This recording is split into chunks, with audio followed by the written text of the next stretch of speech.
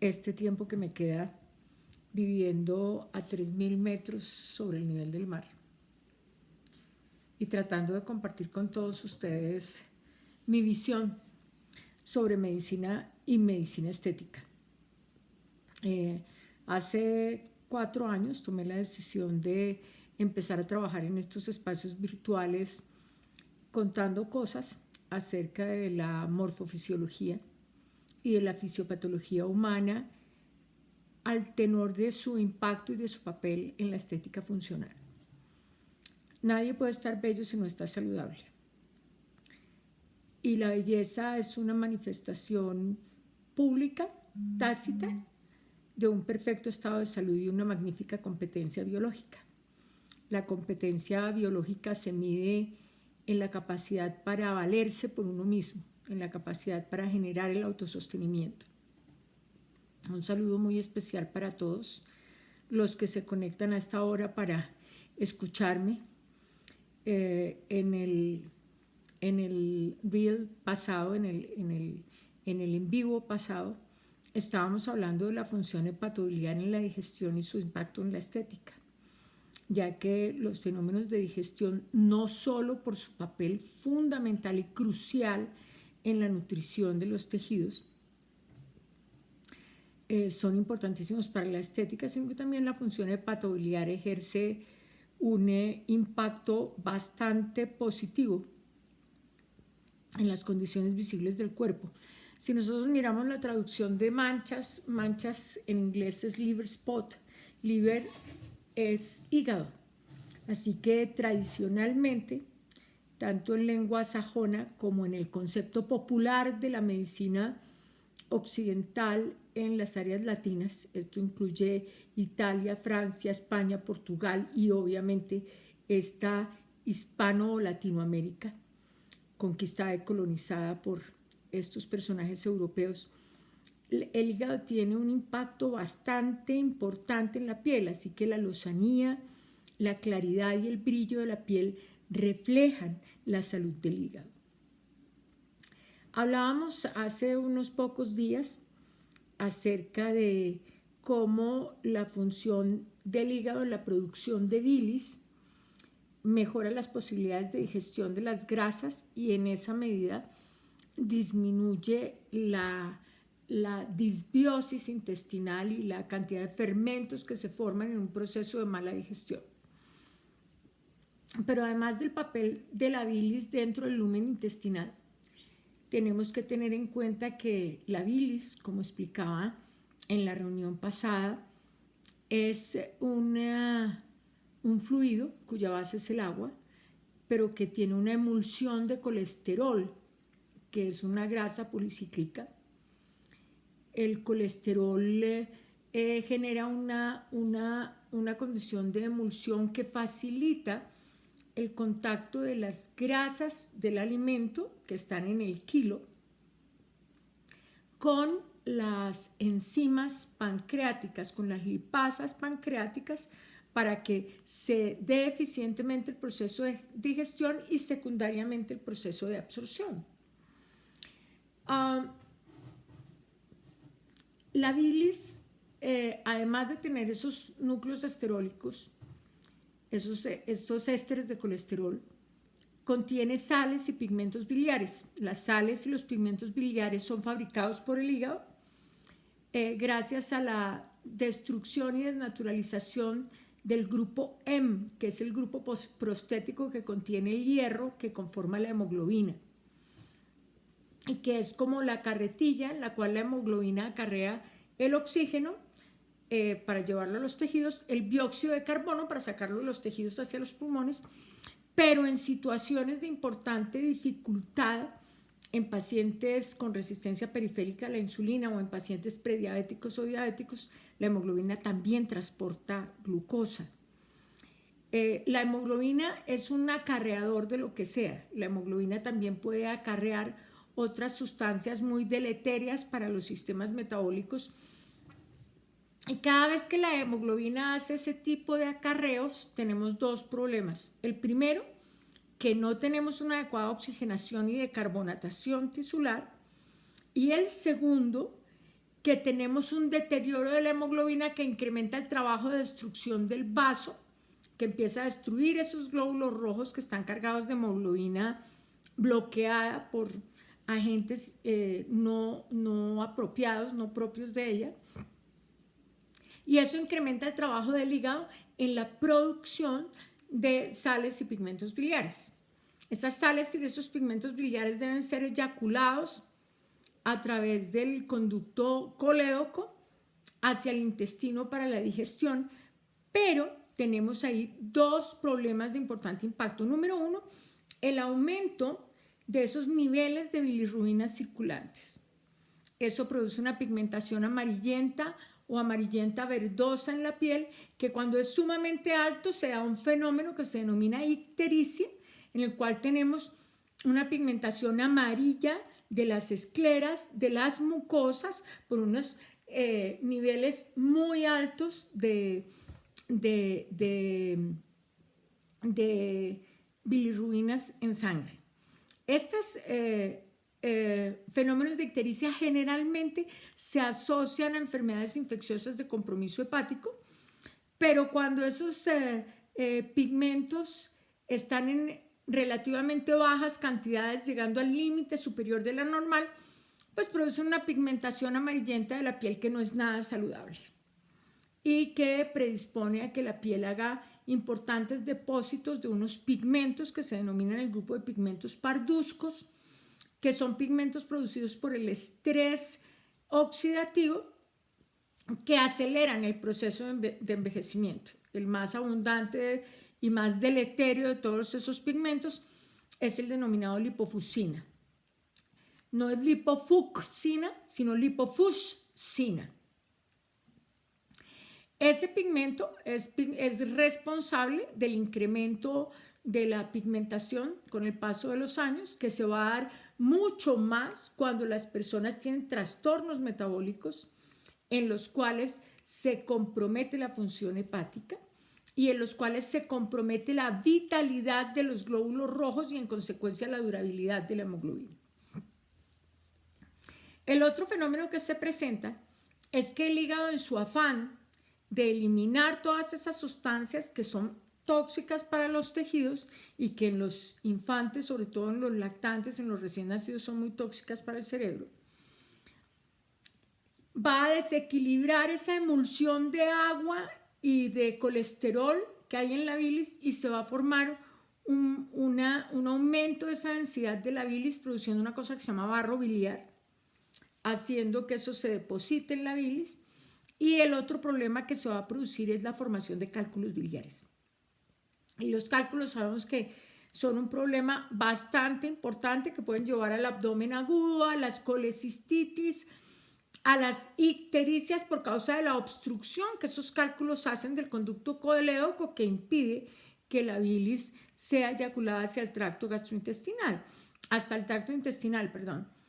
Si la bilis no se eyacula, la digestión de las grasas no se realiza apropiadamente y entonces los pacientes van a tener esos fenómenos de dispepsia con distensión abdominal.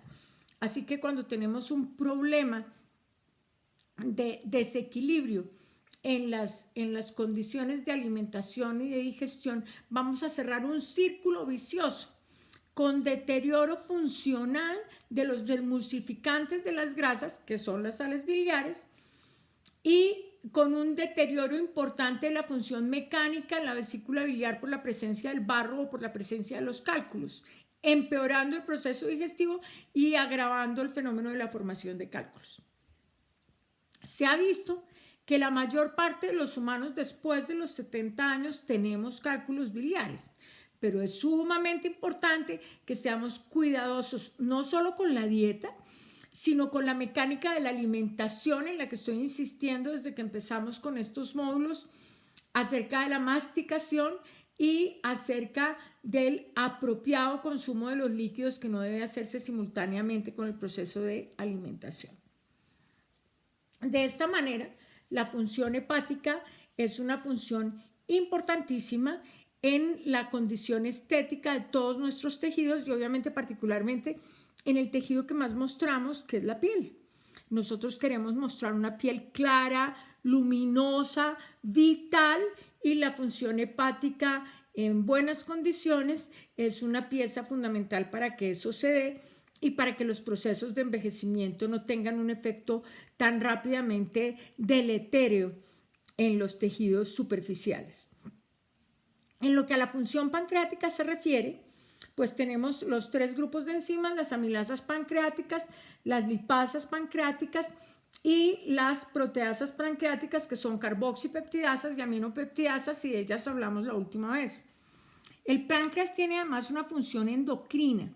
Esa función endocrina es muy bien conocida por todas las personas que trabajan estética, que trabajan volumen corporal y que trabajan metabolismo, y tiene que ver con la producción de una hormona que se llama el glucagón, que es producida por las células alfa de los islotes de Langerhans y que propicia la liberación de la glucosa hacia el torrente circulatorio con el objeto de que todos los órganos puedan disponer de mayores cantidades de glucosa, pero que además propicia la degradación de la proteína muscular y la liberación de los ácidos grasos del panículo adiposo. Esa hormona se produce cuando tenemos hambre. Entonces, por eso estar comiendo todo el tiempo no es lo más adecuado. Hay que permitir el ciclo para que aparezca el hambre, para que se renueve la proteína muscular y para que se consuma la energía de reserva que se tiene en el tejido graso. Si no, no vamos a conseguir nada. Sin embargo, yo no soy defensora de los ayunos intermitentes ni nada de estas cosas. Yo pienso que los humanos tenemos que comer por lo menos 2 o 3 veces al día y que eso será suficiente para mantener una condición de ritmo circadiano de todas nuestras hormonas, porque no solo hay que pensar en el glucagón y en la insulina, también hay que pensar en la condición de la función tiroidea, etc. Hay otra hormona que se produce en el páncreas, que es la insulina, que está producida por las células beta de los islotes de Langerhans y que se produce por 2 fenómenos importantes. El primero, la percepción del sabor dulce. Y el segundo, el ingreso de azúcares simples al torrente circulatorio que se va a realizar con la alimentación. Nosotros hemos desarrollado un proceso de alimentación bastante inadecuado porque texturizamos los alimentos con azúcares. Y texturizamos los alimentos con azúcares fáciles que tienen un altísimo índice insulínico. Entonces, el páncreas responde produciendo grandes cantidades de insulina. Esas grandes cantidades de insulina bajan violentamente los niveles de glucosa en sangre y suben violentamente los niveles de glucagón, perpetuando el fenómeno de lipogénesis. Además que los altos niveles de insulina producen un incremento del crecimiento de las células del tejido adiposo, en razón a que hay un fragmento de la hormona insulina que se denomina el factor de crecimiento de la insulina, que estimula la reproducción de las células grasas. Y cuando las células grasas se reproducen, van a producir un grupo de hormonas que se llaman leptinas, que son unas leptinas capaces de estimular el apetito. Por eso las personas se hacen adictas a la comida y se hacen adictas al azúcar. De manera que ingerir grandes volúmenes de aportantes de azúcares fáciles es un gravísimo error. Ingerirlos rápidamente en condición líquida es otro error. Nosotros tenemos que conseguir azúcares difíciles de absorción lenta, que las conseguimos a través de los vegetales, pero para que ese proceso de asimilación de las azúcares vegetales se dé en buenas condiciones, tenemos que realizar una adecuada y lenta masticación. La otra hormona producida por el páncreas, que la producen las células gamma en los islotes de Langerhans, es la colecistocinina, que está producida gracias al impulso dado por una hormona que se produce en el estómago, se llama la gastrina. La gastrina se produce cuando el estómago empieza a llenarse, cuando ya el estómago está como al 50% de llenado, sabiendo que el estómago soporta el 75% de su volumen, que consiste más o menos entre 6 y 8 onzas, entre 200 y 240 centímetros cúbicos. Esa gastrina estimula la producción de colecistocinina y la colecistocinina va a generar la contracción de la vesícula biliar para eyacular la bilis hacia el duodeno para que se dé la digestión de las grasas. En las personas que han tenido procedimientos bariátricos, aquí hay una frase, una cosa que quiero leer, dice Machado: doctora hermosa, fue usted quien me inspiró a ser médico estético desde un enfoque preventivo. Muchísimas gracias, siempre me enriquecen emocionalmente esos comentarios, porque particularmente dentro del cuerpo médico hay quienes no aprecian la medicina estética como lo que es verdaderamente. La medicina estética es un sistema de diagnóstico y tratamiento que va más allá de un síntoma y un medicamento, que va hacia la funcionalidad de los tejidos y que va hacia la vitalidad celular. Yo le decía alguna vez a unos colegas que la medicina estética es la medicina del metabolismo intermediario, que no se puede hacer buena estética si no se sabe metabolismo intermediario. Bueno, cierro el paréntesis y continúo. Cuando los pacientes se someten a cirugías bariátricas, que hay un gran abanico de cirugías bariátricas, las más comunes, hay una que se llama el balón gástrico, que es colocar un objeto que ocupa un espacio para que la cantidad de alimento que llega al estómago sea menor. Ese tipo de procedimientos quirúrgicos hacen un estímulo permanente de la secreción de gastrina, lo que hace que la bilis esté fluyendo de manera permanente hacia el duodeno. Eso en primer lugar irrita el duodeno, puede producir una duodenitis alcalina o biliar. En algunas personas puede producir incluso un reflujo duodeno gástrico de bilis, lo que irrita intensamente el estómago, que es un órgano de pH ácido y no de pH alcalino, como es la bilis. En segundo lugar, hace que haya un vaciamiento gástrico muchísimo más rápido y entonces no se lleven a cabo apropiadamente los fenómenos de digestión dentro del estómago.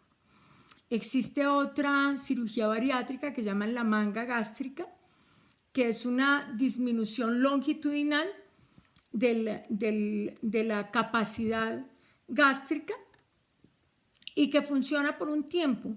El estómago, a medida que lo vamos llenando, él va creciendo. Por eso las personas cada vez necesitan comer más para sentirse llenos. Por eso una de las cosas en alimentación es que no comamos para llenarnos, sino para satisfacer el apetito. El apetito es ese impulso que el cerebro siente de que algún alimento le hace falta y entonces tenemos que comer, pero tenemos que comer es para estar satisfechos, sino para estar llenos. Las otras cirugías son cirugías que aceleran el tránsito del estómago hasta el yeyuno, por ejemplo, impidiendo en el duodeno que se culmine la digestión de los almidones y que se genere la pieza inicial de la digestión de las grasas. Estos pacientes tienen unos inconvenientes nutricionales bastante importantes porque en su mayoría tampoco hacen una apropiada digestión de las proteínas, entonces hacen un desplome nutricional proteico calórico. A eso hay que sumarle que incrementan el volumen de grasa en el lumen intestinal, generando fenómenos importantes de desbiosis y generando un síndrome parecido al síndrome de mala absorción, que es cuando el intestino no puede absorber bien las grasas, en el cual se eliminan grandes volúmenes de materia fecal porque hay grandes volúmenes de grasa dentro de esa materia fecal. No te tienes que inscribir a mis capacitaciones. Si estás hablando de las que yo hago en este espacio, las capacitaciones que yo hago en este espacio quedan subidas también en mi canal de YouTube que se llama Catalina Ucros Vega y está a disposición de todo el mundo. Las que hago en la oficina, todos ustedes saben que yo trabajo para una marca de origen español. No la puedo nombrar porque si la nombro me cobran publicidad. Esta marca, las personas que los atienden comercialmente les pueden pasar las notas de cuándo voy a hacer las disertaciones con la marca. La situación es que las cirugías bariátricas no son una solución a los problemas de alimentación y tampoco son una solución a los problemas de nutrición. Son una solución temporal para el problema de obesidad. El paciente obeso puede salvar su vida a través de una cirugía bariátrica, pero debe reconstruir su estilo de vida y su estilo alimentario, su higiene nutricional, para poder garantizar una buena condición física después del procedimiento bariátrico. El procedimiento bariátrico sustrae la función digestiva hepatopancreática o agrava, acelera y perturba la situación digestiva gástrica, y eso no es lo más saludable. Sin embargo, pues hay que reconocer que a algunas personas la cirugía bariátrica les ha salvado la vida. Pero hay que entender también que la solución a los problemas de obesidad monstruosa no es la cirugía bariátrica. La cirugía bariátrica es uno de los componentes del tratamiento, uno solo. Y hay que hacer un tratamiento integral y completo. La ES que se forma en el yeyuno, donde ya se ha absorbido completamente las grasas biodisponibles, se han absorbido completamente los azúcares biodisponibles, se han absorbido completamente los aminoácidos biodisponibles. Biodisponible quiere decir que el cuerpo los puede asimilar, porque hay sustancias que el cuerpo no puede asimilar, que se engloban en un gran grupo que se llaman destrinas. En eso cabe la fibra, en eso cabe la celulosa y en eso caben algunas proteínas no digeribles y algunos almidones no digeribles por nuestro sistema gastrointestinal. Por ejemplo, el alginato, que se usa tanto en odontología y que se usa tanto en estética cutánea para hacer mascarillas, en odontología para hacer impresiones. El alginato es un almidón de origen vegetal, es producido por las algas y es un almidón indigerible para el sistema digestivo humano, o sea, es un inerte. Lo mismo sucede con algunas cadenas carbonadas como las parafinas y las olefinas, que no son biodisponibles y van a salir en la materia fecal. La ES empieza a depositarse lentamente, goteando a través de la válvula ileocecal en un sáculo que tenemos iniciando el intestino grueso, que se llama el ciego. Y en el intestino grueso las cosas empiezan a cambiar. La primera que empieza a cambiar es que el tránsito en el intestino grueso es mucho más lento. En el intestino grueso no hacemos ningún proceso digestivo, hacemos procesos absortivos. ¿Tú trabajas únicamente para esta empresa española o también haces clases para otras empresas? Depende. Si son competencia directa de la empresa con la que trabajo, no, porque yo hago la dirección médica de ese laboratorio. El intestino grueso tiene la principal función de recuperar toda el agua que le hemos invertido a la comida. Tenemos que recordar que nuestros alimentos todos son originados, la inmensa mayoría son originados en seres vivos, y que los seres vivos somos un 80% agua, entre 80 y 95% agua. Pero además de eso, muchos de los alimentos que nosotros consumimos han sido sometidos a cocción en agua, o sea que le hemos aportado el agua al alimento. Por ejemplo, cuando usted cocina arroz, tiene una taza de arroz que pesa 150 gramos y a eso le pone 2 tazas de agua, que son 300 gramos, y en la cocción de esos 300 gramos de agua, por lo menos 200 se incorporan al arroz. Así que usted está hidratando el arroz cuando lo cuece y usted está consumiendo esa agua. Además de que nuestros alimentos, que están originados en seres vivos, tienen un alto contenido de agua, nosotros aportamos agua en la saliva, aportamos agua en el jugo gástrico, aportamos agua en la bilis, aportamos agua en el jugo pancreático y aportamos agua en el lumen intestinal, en el duodeno, en el yeyuno y en el ilio. Entonces, ese bolo alimenticio que era una papilla es muy acuoso cuando estamos al final. La es increíblemente acuosa, llena de fibras, llenas de sustancias no digeribles y llena de bacterias. Esas bacterias, que son una parte importantísima de la microbiota, hoy día le damos una importancia bastante merecida a la microbiota y sobre todo a la microbiota intestinal, que es la más grande que tenemos en el cuerpo. Esa microbiota va a producir una serie de sustancias en relación con las destrinas y en relación con los alimentos que hemos recibido, que son reguladores metabólicos. Entonces, cuando nosotros no masticamos bien, la microbiota se queda coja de información. Cuando nosotros no tenemos el tiempo suficiente para hacer la digestión, la microbiota se queda coja de información. Por eso no podemos incluir grandes cantidades de líquidos durante el proceso de alimentación. Los líquidos se consumen cuando tenemos sed, o se consumen un tiempo antes o un tiempo después de la alimentación que hacemos con los sólidos, con los masticables.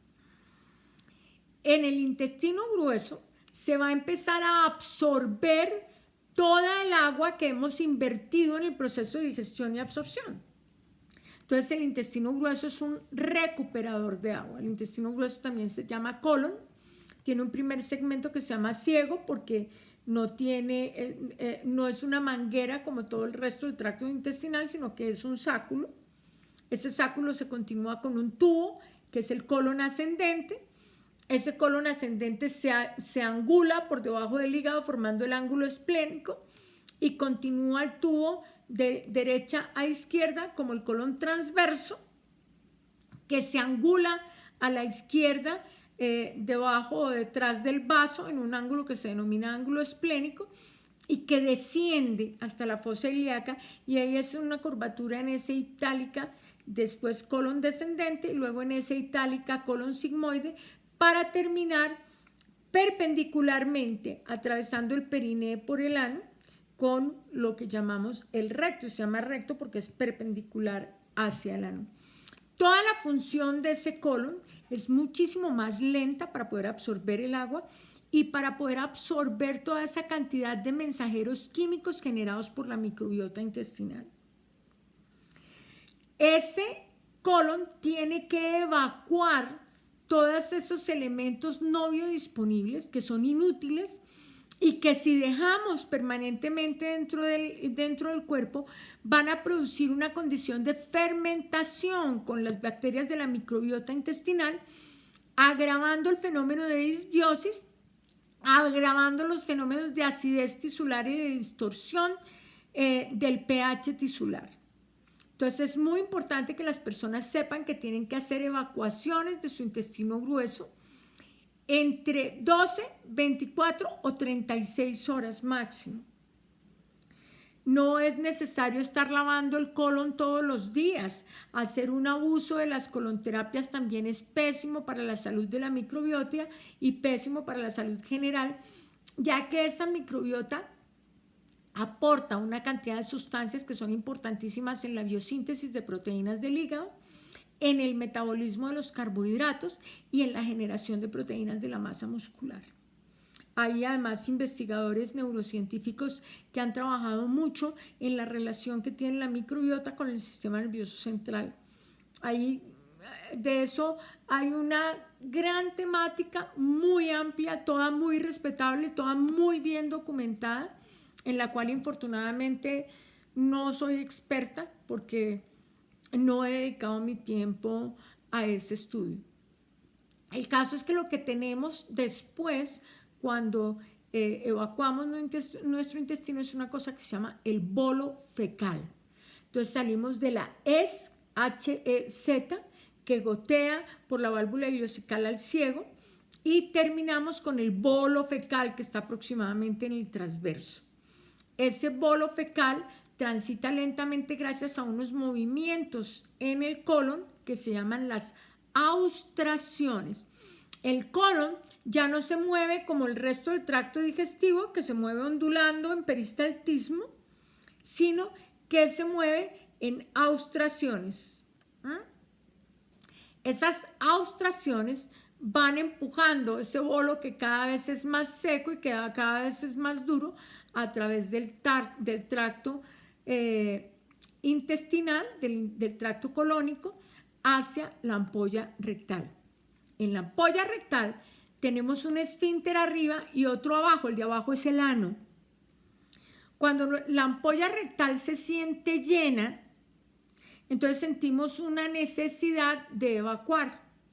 Pero antes de que nosotros evacuemos, esa ampolla rectal llena cierra el esfínter anal y aumenta la presión en el esfínter superior del recto. Y eso le envía unas señales al cerebro que nos indican si la ampolla rectal está llena de líquidos, sólidos o gases. Y de esa manera, de manera refleja, modificada por la voluntad, tomamos la decisión de relajar o no el esfínter anal para hacer la evacuación de la materia fecal o la evacuación de los flatos. Flatos o peos son sinónimos. Flato es la salida de gases por cualquier orificio natural. Nosotros podemos expulsar flatos por la vagina, podemos expulsar flatos por el ano y podemos expulsar flatos por la boca. Los flatos que expulsamos por la boca se llaman eructos, los flatos que expulsamos por el ano se llaman peos y los flatos que expulsamos por la vagina se llaman flatos vaginales. El aroma de los flatos está ligado no solo a lo que comemos, sino a las características de la microbiota. Entonces el aroma de los flatos también nos indica cuál es la salud de esa microbiota intestinal. Y ustedes dirán, ¿y qué tiene que ver un flato con la estética? Mucho, mucho. No hay nada más horrible que una mujer linda echándose un pedo fétido. Y no hay nada más horrible que un varón apuesto tratando de caerle en gracia a un grupo de personas y echándose un peo asqueroso. Entonces, toda esa condición de la vitalidad de la microbiota y de la condición funcional en el intestino tiene mucho que ver con la condición estética de las personas. Creo que hemos terminado hoy con la charla que veníamos retrasando acerca del sistema digestivo.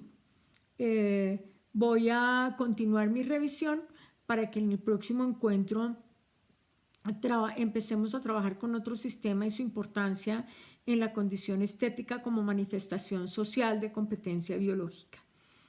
Es para mí un placer continuar con ustedes. Recuerden que estoy participando en la organización académica del primer Congreso Internacional de Medicina para el Bienestar y Estética Regenerativa, con un equipo académico muy reconocido y de muy alta calidad, liderado por Estela Mercado en SIGMED y acompañada por una gran cantidad de colegas colombianos, venezolanos, mexicanos y dominicanos que van a poner lo mejor de su saber hacer para que todos ustedes puedan tener complementos en su trabajo cotidiano. Nuevamente, muchas gracias por estar aquí. Deseo que sigan incrementando su productividad en este año. Un abrazo para todos y cada uno.